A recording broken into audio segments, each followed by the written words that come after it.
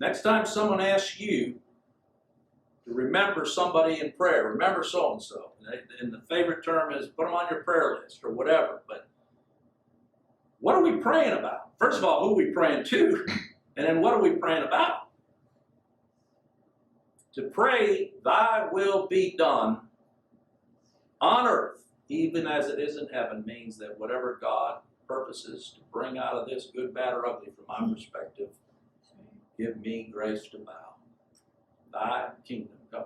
That's how his kingdom comes. It's him establishing his will, his way in the hearts of his people, doing exactly what he has purposed. And it won't change one whit. Years ago, I heard an illustration about prayer that I love. It's as a ship coming up next to a wharf, coming into port. And if you've ever been on a ship and you watch what they do, they throw these huge ropes out onto the wharf. And there are men, seamen, port workers there. Their one thing is designed to take and start pulling that rope around these big old knobs or whatever they're called there. And as they pull on those ropes, it brings the ship in tight against the wharf. The wharf doesn't move. It's bringing the ship in to tie to the wharf. The illustration that I read that I like is that wharf is God. He's not moving.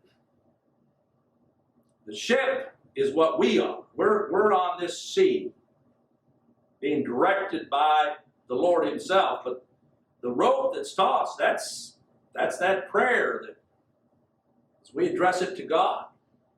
God's not moving. It's not him bending to our will.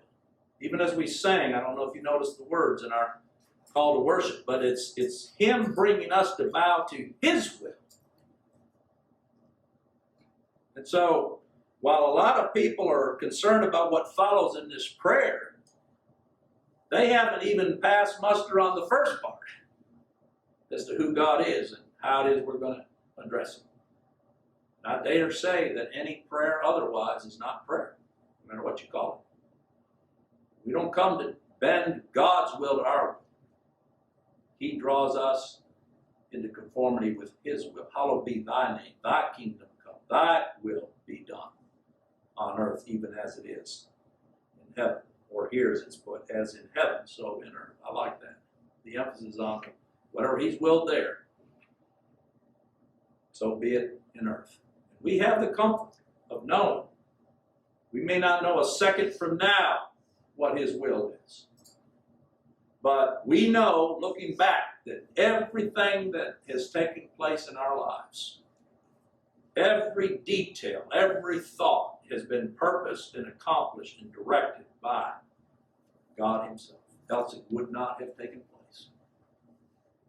It would not have. Our problem is in trying to analyze it. You'll scan his will and analyze in vain if you try to figure it out, because God will not be cookie cutter. How he acts here may not be how he acts there. How he did this will not be how he did that. All I know is every time he acts always in accord with his justice, his holiness, his faithfulness, his mercy, his grace, his holiness, all of his attributes. He cannot deny himself. I know people like to say that, well, God can do anything. No, he can't. He can't deny himself. He can't save us.